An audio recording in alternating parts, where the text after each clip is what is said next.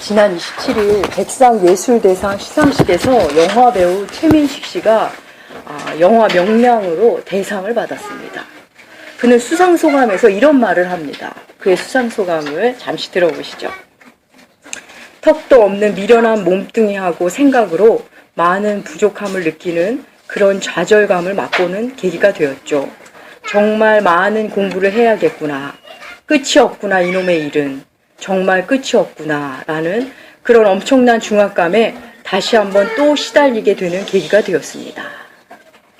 그는 이어서 예전에 비해 자신이 좋은 작품을 말하기보다는 흥행이 될 작품의 흥행성을 얘기하는 것에 대해서 부끄럽다며, 그리고 조금이라도 남아있는 그 여백을 끈질기게 붙잡고 살아보겠다고, 그리고 앞으로도 부끄럽지 않는 배우가 되겠다며 수상소감을 밝혔습니다.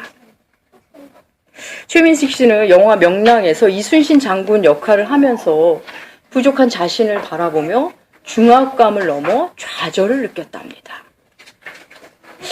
그러면서도 그 일 속에서 다시 들어가 여백을 만났나 봅니다. 그는 다시 여백을 만나고 다시 자신을 정비해 이순신이 되어갔을 것입니다. 이놈의 일은 끝이 없구나 하면서 그 일 속에 다시 들어가 그는 여백을 만납니다. 우리는 때로 신앙 여정에 들어와서 신앙생활을 하다 보면 정말 신앙 여정은 끝이 없구나 생각이 들지만 다시 그 신앙의 여정에 들어가야만 진짜 쉼이 있음을 만나게 됩니다. 무엇인가 시작하고 하나하나 해결해 나가면서 나라는 한 인격이 하나님을 만나가는 과정이기에 하나님으로만 가능한 쉼임을 알기에 최민식 씨 표현대로라면 그 여백이 너무나 귀하기 때문에 다시 신발끈을 고쳐매고 우리는 신앙의 길을 가게 됩니다. 우리는 지난주 예레미야에게 너는 아이라 말하지 마라 말씀하시는 하나님에 대해 함께 나누었습니다. 오늘은 이어서 예레미야에게 주시는 말씀을 보며 그 말씀을 통해 오늘을 사는 우리에게 주시는 말씀을 살펴보겠습니다. 예레미야는 하나님의 말씀이 떨어지자 슬프도 소이다 좌절하며 하나님께 반응했습니다. 그런데 그런 그에게 하나님은 그가 할 일을 그냥 이야기하십니다. 예레미야의 의견과는 전혀 상관없이 하나님은 하나님의 일을 진행하십니다. 예레미야의 삶은 예레미야로부터 시작하지 않았습니다. 우리의 인생도 우리로부터 시작하지 않았습니다. 예레미야가 해야 할 일은 예레미야가 품은 생각이 아닙니다. 우리의 삶 역시 우리의 품은 생각과 달리 흘러갈 수도 있습니다. 나는 아이라 말할 줄 모른다는 예레미야에게 너무나 놀랍게도 과격한 말씀이 떨어집니다. 우리 오늘 본문 다시 한번 읽어보겠습니다. 10절 다 함께 읽으시겠습니다. 보라, 내가 오늘 너를 여러 나라와 여러 왕국 위에 세우고 파괴하며 파멸하고 넘어뜨리며 건설하고 심게 뽑고 파괴하고 파멸하고 넘어뜨리고 그리고 건설하고 심도록 하겠다. 모두 6개의 동사가 나옵니다. 그 중에서 앞부분 앞에 4동사 뽑고 파괴하고 파멸하고 넘어뜨리는 동사는 다 무너짐과 관련된 동사입니다. 그런가 하면 뒤에 있는 동사 건설하고 심는다는 세움과 관련된 동사입니다. 우리말 표현에 건설하다 이 뒤에 동사를 먼저 볼까요? 건설하다 이 단어는 성읍을 세우다, 제단을 세우다, 집을 짓다, 자녀가 태어나다 할 때 쓰는 단어입니다. 우리말에도 건설적이라는 말은 언제나 긍정적인 의미입니다. 이어서 심는다는 단어는 농사와 관련된 단어입니다. 무언가를 새로 시작하는 것을 의미합니다.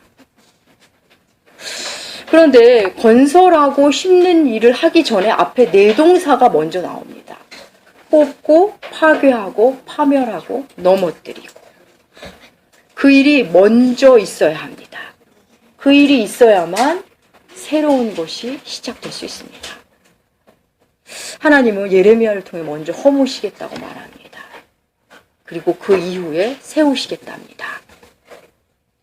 우리가 삶에서도 그냥 지식을 배워갈 때 지식의 통합과 해체를 반복적으로 경험합니다.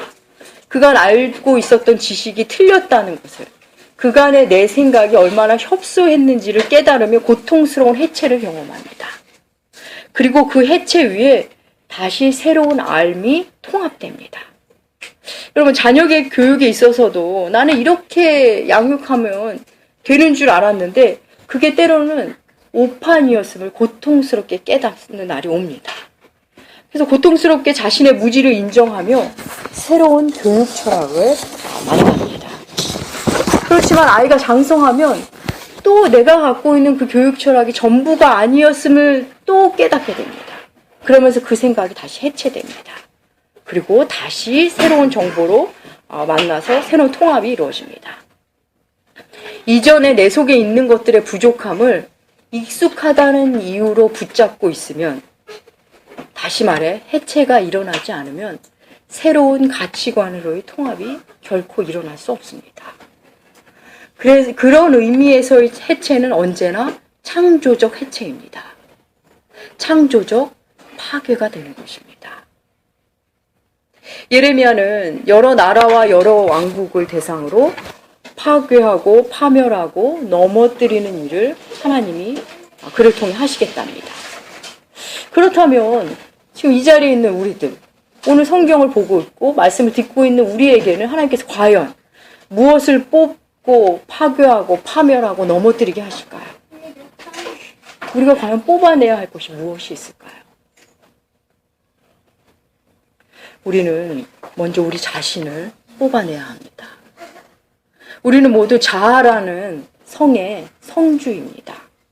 오래 살았건 태어난 지 얼마 안 되었건 자아라는 자기인식, 자기 주장이라는 견고한 성을 누구나 다 갖고 있습니다.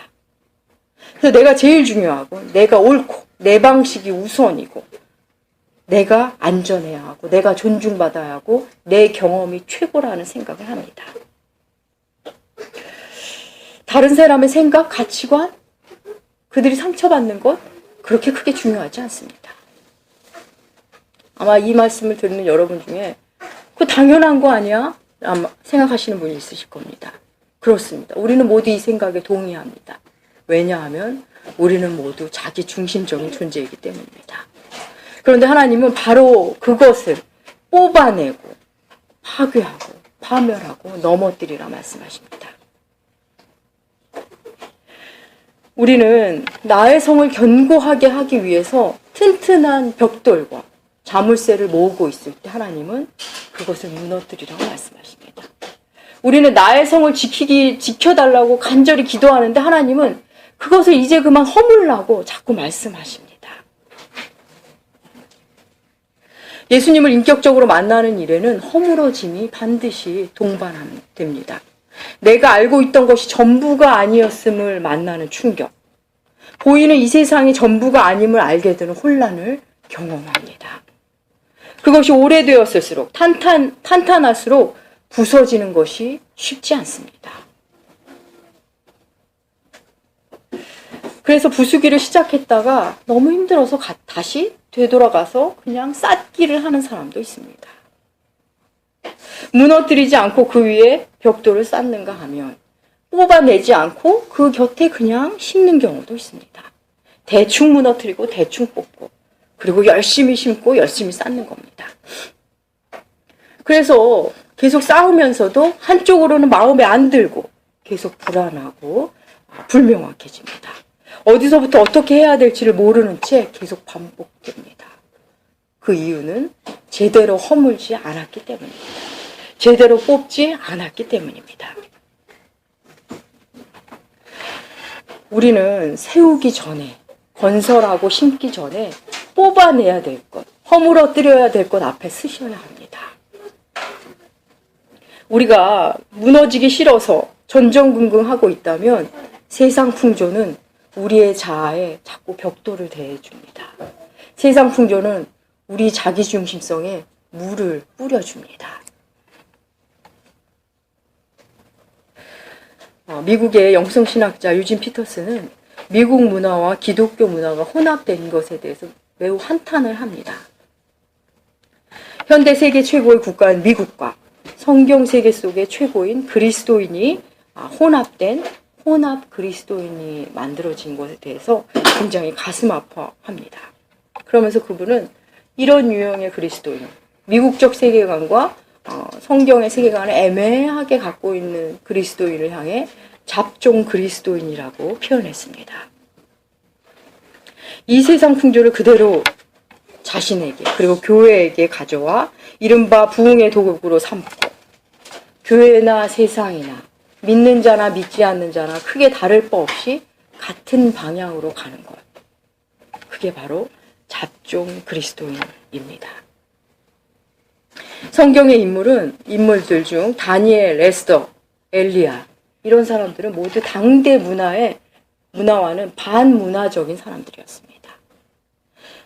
우리가 살고 있는 어느 시대나 그 문화는 항상 우상 중심으로 만들어집니다. 우상 숭배자들이 주도하는 문화가 중심 문화, 주류 문화가 됩니다.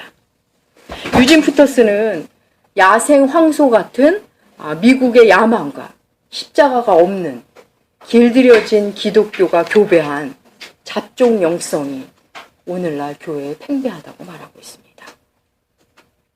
성경은 우리에게 계속 말합니다. 이 세대를 본받지 마라. 이 세상 풍조를 따르지 마라. 우리에게 너무도 선명하게 말씀하고 계십니다. 우리 로마서 12장 2절 말씀 우리 함께 읽으시겠습니다. 너희는 이 세대를 본받지 말고 오직 마음을 새롭게 함으로 변화를 받아 하나님의 선하시고 기뻐하시고 온전하신 뜻이 무엇인지를 분별하도록 하라. 예, 우리는 이 땅에 태어나자마자 우리도 모르게 우리 몸속 깊숙이 우리 피부 구석구석 우리 뼛속 깊이 우리 내장까지 들어있는 이 세상 풍조를 뽑아내는 일은 실로 고통입니다. 무너져야 하는데 우리는 도리어 무너질까봐 전전긍긍하고 무너뜨리라는 하나님 앞에서 그것을 잘 세워달라고 기도하는 형국입니다. 사랑하는 여러분, 회복은 파괴 위에서 세워집니다. 상처의 회복도, 우리 육신의 상처의 회복도 고름을 짜내고 오염된 피를 뽑아내야 회복이 가능해집니다. 하나님은 이 뽑고 파괴하는 일에 우리를 뽑고 파괴하는 일에 타인을 보내시기도 하고 사건을 보내시기도 합니다. 그런데 궁극으로는 우리 자신을 보내십니다. 나를 무너뜨리는 일에 나를 사용하십니다. 내 안에 있는 또 다른 내가 그 일을 시작합니다.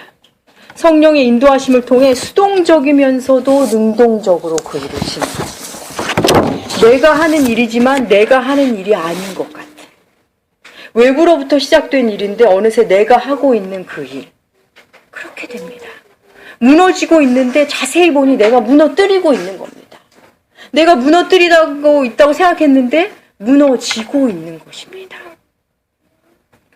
뽑아내고 허물어뜨리는 이 일은 처음에는 대대적으로 큰 공사로 일어납니다. 물론 건설이 시작되었다고 해서 무너지고 뽑아내는 일이 멈추는 것은 아닙니다. 심고 세우는 일 중에도 작은 무너짐은 계속됩니다. 하나님 우리를 장성한 분량에 이르기까지 지속적으로 허무시고 세워나가십니다. 예수님 자신도 내가 너희를 무너뜨리기 위해서 왔다. 파괴시키기 위해서 왔다고 친히 말씀하십니다. 우리 마태복음 20장 34절 함께 읽어보실까요? 읽으시겠습니다. 내가 세상에 화평을 주러 온 줄로 생각하지 말라. 화평의 나비로 검을 주러 왔노라. 네, 예수 그리스도께서 친히 말씀하셨습니다. 참 평안을 위해 거짓 평안이 깨지는 고통을 겪습니다. 하나님은 파괴하시되 태우시기도 하십니다. 아주 불로 태우시기도 하십니다. 히브리서 12장 29절 이어서 읽으시겠습니다. 우리 하나님은 예, 그렇습니다. 하나님은 소멸하는 불이십니다.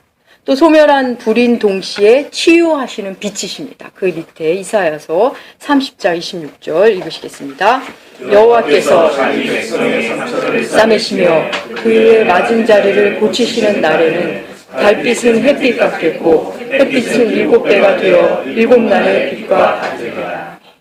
우리를 뽑고 부수고 건설하시는 일의 총책임자, 총지휘자는 하나님이십니다. 하나님의 말씀에는, 우리가 이렇게 매일 읽는 하나님의 말씀에는 무너짐과 세움이, 구원과 심판이, 위로와 책망이 함께 있습니다. 오늘날 우리는 세움의 말씀에, 위로의 말씀에만 익숙해져 있고 그것만 듣고 싶어 합니다. 그런데 여러분 한번 생각해 볼까요? 그동안 우리에게 찾아왔던 그 수많은 위로의 말씀, 그 수많은 위로의 말씀이 내게 왔는데 왜 나는 이렇게 바르게 서지 못할까? 우리가 많이 들어온 그 위로의 말이 바로 그냥 바람결에 늘 흘러갔기 때문입니다. 물론 위로가 필요 없는 인생은 없지만 무너짐이라는 기초 작업 없이 무너져 본 적이 없는 사람에게 하는 어설픈 위로는 그를 오히려 도태시킵니다. 심지어 사람들은 그 위로에 중독됩니다. 하지만 무너짐이라는 기초공사가 잘 되어 있는 이에게의 위로는, 어설픈 위로는 그들에게 필요가 없습니다. 오히려 힘이 없는 그 위로를 기분 나빠합니다. 그 위로에 도리어 마음이 상할 수 있습니다. 무너짐을 철저히 경험했던 사람은 차라리 사랑 담은 힘 있는 책망의 말을 원하기 시작합니다. 하나님은 예레미야에게 앞으로 일어날 일에 대해서 이렇게 말씀하십니다.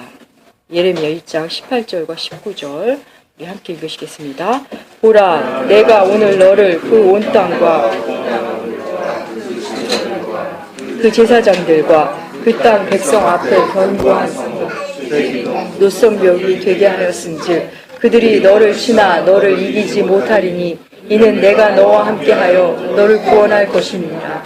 여호와의 말이니라. 예, 하나님이 놀라운 약속을 예레미야에게 해주십니다. 예레미야에게 지도자들, 유대 왕, 제사장들, 온 땅에게 네 모습이, 내 존재가 견고한 성읍, 쇠, 기둥, 노성벽이 되게 해주신답니다. 참으로 마음이 놓이는 든든한 말씀입니다. 그런데 정작 예레미야의 삶은 너무나 힘겨웠습니다. 예레미야는 말씀을 전하는 곳마다, 가는 곳마다 배척을 당했고 고통을 받았습니다. 기존 체제를 부정하고 파괴되어야 한다고 하니 사람들이 다 싫어했습니다. 하나님은 예레미야를 열방의 선지자로 세우셨고 너는 노성벽이다, 너는 견고한 쇠기둥이라고 하셨는데 그의 삶은 참으로 초라하고 보잘것없는 삶이었습니다. 우리가 생각한 거와는 너무나 다른 인생입니다. 그런데 예레미야는 말씀을 전할 때만큼은 늘 힘있는 사람이었습니다. 말씀을 힘있게 전하며 살았지만 그의 육신의 삶은 늘 고통이었습니다. 예레미야는 하나님의 말씀을 전하는 것이 힘들었지만 결국 늘 다시 말씀을 전하는 자리에 갑니다. 자신의 심정을 이렇게 고백합니다. 예레미야 20장 8절 9절 함께 읽으시겠습니다. 내가 말할 때마다 외치며 파멸과 멸망을 선포함으로 여호와의 말씀으로 말미암아 내가 종일토록 치욕과 모욕거리가 됨이니이다. 내가 다시는 여호와를 선포하지 아니하며 그의 이름으로 말하지 아니하리라 하면 나의 마음이 불붙는 것 같아서 골수에 사무치니 답답하여 견딜 수 없나이다. 처음에는 하나님이 하라는 것이 너무 힘들어했던 예레미야였지만 이제는 그의 인생 후반부에는 말씀을 전하지 않고서는 견딜 수 없구나 라는 고백을 하게 됩니다. 그런 사람이 됩니다. 그는 파멸을 선포하면서 자신이 파멸했고 뽑아내면서 자신이 뽑혀나가는 고통을 받았던 것입니다. 시인 장석주 씨는 자신의 책 비주류 본능에서 이런 말을 합니다. 제가 한번 그 책의 일부를 뽑아왔습니다. 세상을 바꾸는 것은 주류가 아니다. 자기 희생도 마다하지 않는 비주류가 세상을 바꾼다. 주류는 세상이 바뀔까 봐 두려워한다. 세상이 바뀔 기미가 조금이라도 보이면 위기라고 떠든다. 비주류는 혁명의 동력이 나오는 근원이다. 비주류는 세상의 부패를 막는 소금이다. 예레미야의 삶은 비주류적 삶이었습니다. 우리는 세상에서 주류가 되고 싶어 몸부림치지만 하나님은 세상의 비주류를 통해서 일하시기를 기뻐하십니다. 모세도, 야곱도, 사랑하는 우리 주님도 모두 비주류적 삶이었습니다.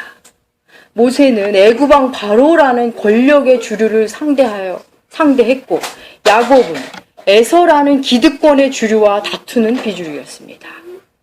그리고 사랑하는 우리 주님은 로마 황제라는 세상의 주류를 상대하신 비주류셨습니다. 세상에서는 세상의 눈으로는 철저한 비주류였지만 하나님 나라에서는 주류들입니다. 하나님의 일하심은 언제나 그러하셨습니다. 그리스도인이 비주류적 삶을 두려워하지 않는 이유는 거기에 있는 것입니다. 하나님이 비주류를 통해 일하시길 기뻐하신다는 것을 알기 때문입니다. 사랑하는 남교회 교우 여러분, 아니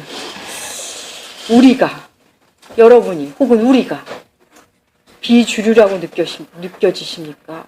그래서 마음이 줄곧 상하십니까? 하나님은 비주류적 삶, A급이 아닌 B급, 그들을 통해 일해 오셨습니다.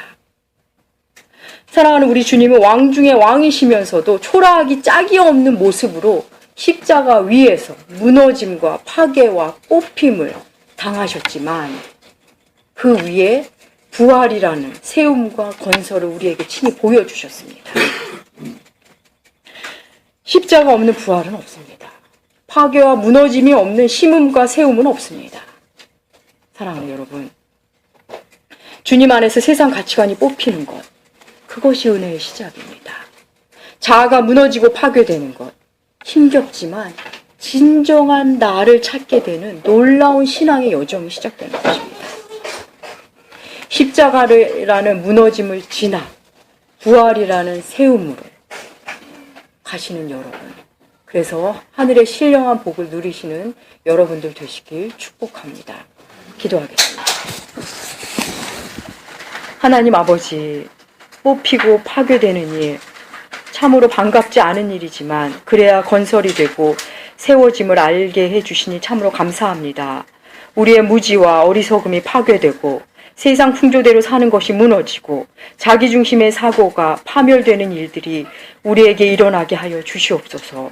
그리하여 참 자아를 만나고 진정한 참 평안이 세워지는 그런 부활을 사는 우리들 나무교회가 될 수 있도록 인도하여 주시옵소서.